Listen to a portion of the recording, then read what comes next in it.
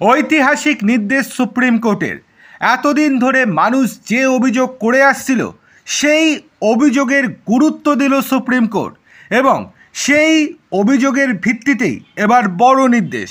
দ্রুত বিচার সম্পন্ন করার ওপর জোর দিল সুপ্রিম কোর্ট।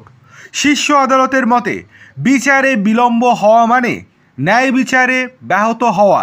তাই ন্যায় বিচার নিশ্চিত করতে গেলে দীর্ঘ সময় ধরে বিচার বিলম্ব করা যাবে না। সুপ্রিম কোর্ট বলেছে, বিচারে বিলম্বের কারণে দীর্ঘ সময় ধরে জেল শুধু যে অভিযুক্ত ব্যক্তির মৌলিক অধিকার লঙ্ঘন করে তাই নয়, বিচার ব্যবস্থার ওপর মানুষের আস্থাও হারিয়ে যায়।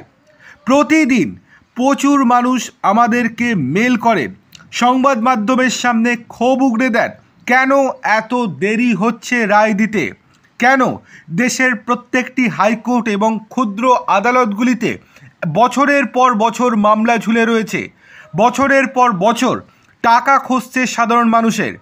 এই অবস্থায় সারা দেশের আদালতগুলিকে দ্রুত বিচার নিশ্চিত করার আহ্বান জানিয়ে সুপ্রিম কোর্ট নির্দেশ দিয়েছে, যেন পদ্ধতিগত অদক্ষতার কারণে ন্যায় বিচার প্রক্রিয়া ব্যাহত না হয়।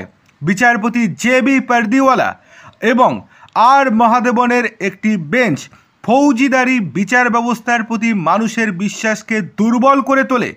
এই ধরনের অযথা বিলম্ব রোধ করার জন্য বিচার পদ্ধতিতে জরুরি সংস্কারের আহ্বান জানিয়েছেন। শীর্ষ আদালত বলেছেন, দ্রুত বিচারের অধিকার সংবিধানের 21 নম্বর অনুচ্ছেদে অন্তর্ভুক্ত।